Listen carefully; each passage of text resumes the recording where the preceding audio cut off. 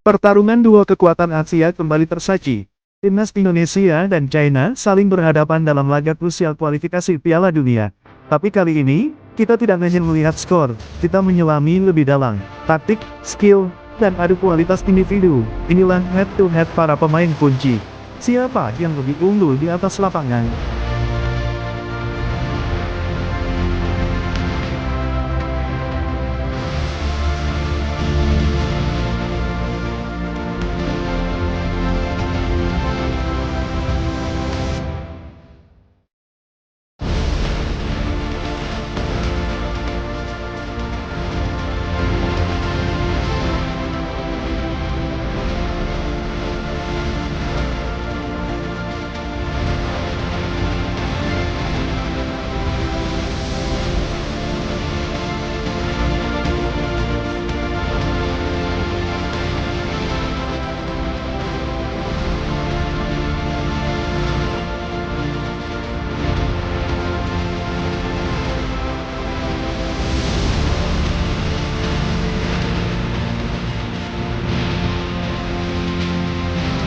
Di bawah Mistar, Indonesia punya Marten Pas.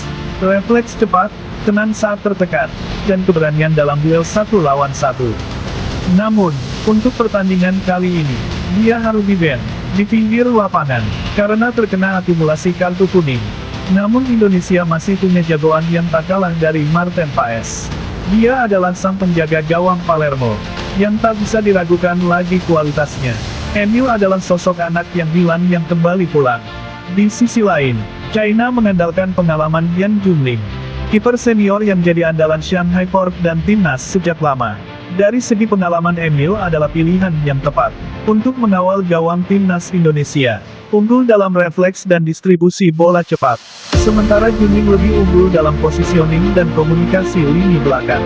Pertarungan keduanya bisa jadi penentu di laga yang mungkin akan ditentukan oleh satu momen.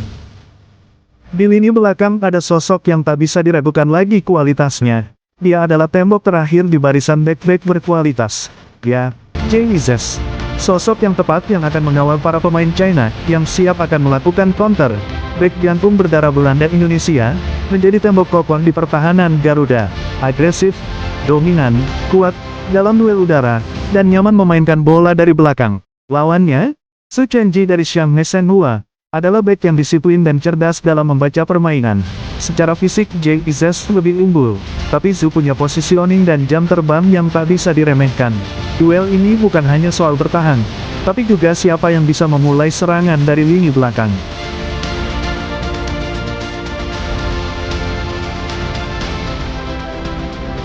Di lini tengah, duel menarik akan tersaji antara Tom Hye, sang pengatur ritme serangan timnas Indonesia yang dijuluki sang profesor, dengan Wu Xi, gelandang veteran China yang jadi metronom permainan mereka. Tom Hye punya visi dan kemampuan menusuk kotak penalti, pemberi umpan yang akurat, yang menjadi maestro serangan timnas Garuda. Sedangkan Wu Xi, tenang, berpengalaman, dan tahu kapan harus mengatur tempo. Head-to-head ini akan sangat menentukan siapa yang menguasai ritme pertandingan. Di sektor sayap, kita mempunyai banyak stok pemain yang kualitasnya tak jauh berbeda. Pelari, Rebel, menusuk, salah satu dari semua pemain yang ada. Dialah adalah Yakob Sayuri, berlari, seperti dia mempunyai paru-paru ganda. Sedangkan, Kevin Dick, ataupun Kelvin Verdong menawarkan kecepatan dan teknik individu luar biasa. Dia adalah pemain yang bisa mengubah jalannya pertandingan lewat satu aksi. Di sisi lain, Wei Sihao, winger China, juga punya kecepatan.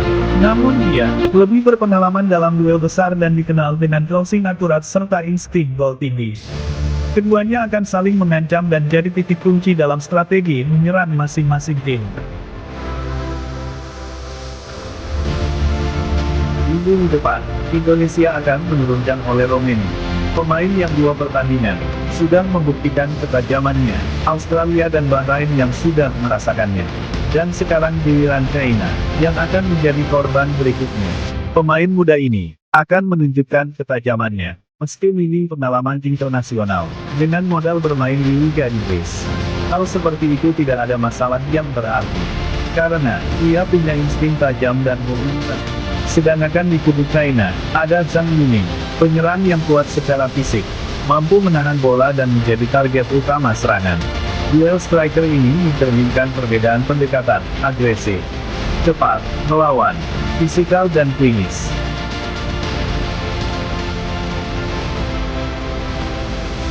Patrick Kluivert dikenal sebagai pelatih yang bisa mengubah arah pertandingan lewat instruksi taktis di tengah laga, disiplin, berpadu dengan kreativitas para pemain yang berpengalaman di Eropa. Di sisi lain, Alexander Jankovic membawa pendekatan Eropa Timur ke sepak bola China, keras, langsung, dan terstruktur. Siapa yang bisa membaca laga lebih baik, itulah yang akan menang.